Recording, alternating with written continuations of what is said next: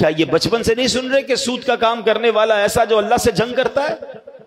مگر آج لالچ، اچھا لوگوں کو الگ الگ اسٹائل سے، یہ جو سودی ادارے ہیں، سودی جو کارپوریٹس ہیں یا جو بھی ادارے ہیں، وہ اٹریکٹ کیسے کرتے ہیں؟ پریشانی کس بات کی؟ گھر بنانا ہے، ہم آپ کو قرضہ دیں گے، موٹر سائیکل چاہیے، ہم آپ کو قرضہ دیں گے، اچھا گاڑی چاہیے، ہم آپ کو قرضہ، بچے کی شادی کیوں گھبرا رہے ہو، ہم آپ کو قرضہ دیں گے، تو پھر سود بھی تو لے رہے ہیں۔ بندہ کہتا ہے ابھی تو کام پورا کر لو نا، ابھی تو ذرا تھوڑا عزت رہ جائے، ابھی بچی کی شادی کر لوں، ابھی اچھی گاڑی لے لوں، ابھی گھر بنا لوں، پھر تھوڑے تھوڑے کر کے دے دوں گا۔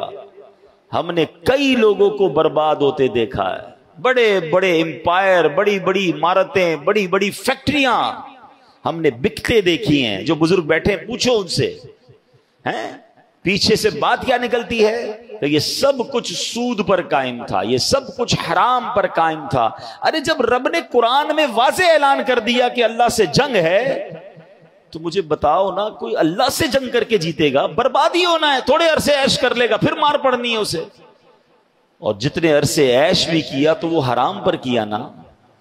اور آپ کو پتہ ہے یہ کس قدر حدیثوں میں سود کے بارے میں اس کی مذمت بیان ہوئی ہے۔ لیکن پہلے میں ایک اور بات بھی بیان کر دوں کہ ایک بات سمجھنی ہے، دو ایسے گناہ ہیں جن پر اعلان جنگ کیا ہے اللہ نے، ان دونوں گناہوں سے ہمیشہ بچنا۔ آپ خود بھی بچیں، اپنے بچوں کو بھی بچائیں، خاص تاکید کریں کبھی ان گناہوں کے قریب مت جانا۔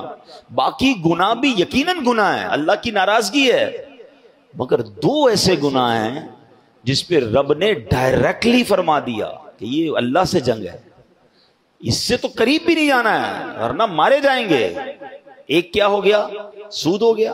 دوسرا سنیں، حدیث پاک میں ہے، بخاری شریف کی حدیث ہے، حضرت ابو ہریرہ رضی اللہ تعالیٰ عنہ اس حدیث کے راوی ہیں کہ تاجدار رسالت صلی اللہ تعالیٰ علیہ وسلم نے فرمایا، اللہ تعالیٰ ارشاد فرماتا ہے، جو میرے کسی ولی سے عداوت رکھے تو میں نے اس سے جنگ کا اعلان کر دیا۔ اللہ اکبر! کیا پتہ چلا؟ اللہ کے ولی سے دشمنی رکھنا، اللہ اس سے جنگ کا اعلان کرتا ہے، اور سود کا کام کرنے والے سے رب جنگ کا اعلان فرماتا ہے۔ اب یہ دو باتوں سے، اچھا سود سے بچنا تو واضح ہے، واضح یوں ہے کہ اگر دل پکا ہے، ورنہ تو بندہ، اچھا آج کل کیا ہو گیا ہے کہ نئی پیکنگ میں شراب آ رہی ہے، مثال دے رہا ہوں، نئی پیکنگ میں سود آ رہا ہے، وہ کہتے نہیں جناب یہ سود نہیں ہے، یہ تو انٹرسٹ ہے، یہ تو پروفٹ ہے، یہ تو جناب آپ کو انسینٹیو دیا جا رہا ہے، یہ تو جناب آپ کا گفٹ ہے۔ علم تو ہے نہیں، ہمیں معلوم تو ہے نہیں۔ یاد رکھیے، جو قرض پر نفع ہوتا ہے، ٹھیک ہے، آسان لفظوں میں کہہ رہا ہوں، ویسے تو اس کی بڑی ڈیٹیل ہے، جو قرض دے کر نفع لیا جاتا ہے، مال کے اوپر نفع ہوتا ہے، وہ عموماً سودی ہوتا ہے۔ ہاں اس کی اگر کوئی جائز صورت ہے تو وہ علماء بتائیں گے نا، میں اور آپ تو مفتیان کرام نہیں، اپنی طرف سے فیصلہ کر لیں، یار میرا دوست کاروبار کر رہا ہے، ایسا کرو 5 لاکھ روپے لے لو، مہینے کے 10,000 روپے دے دینا، چلو کبھی 11 دے دینا، جیسی مرضی کبھی 9 دے دینا، آپس میں کہتے میں نے فکس تو نہیں کیا نا، میں کبھی 10 لیتا ہوں، کبھی 9 لیتا ہوں، کبھی 11 لیتا ہوں۔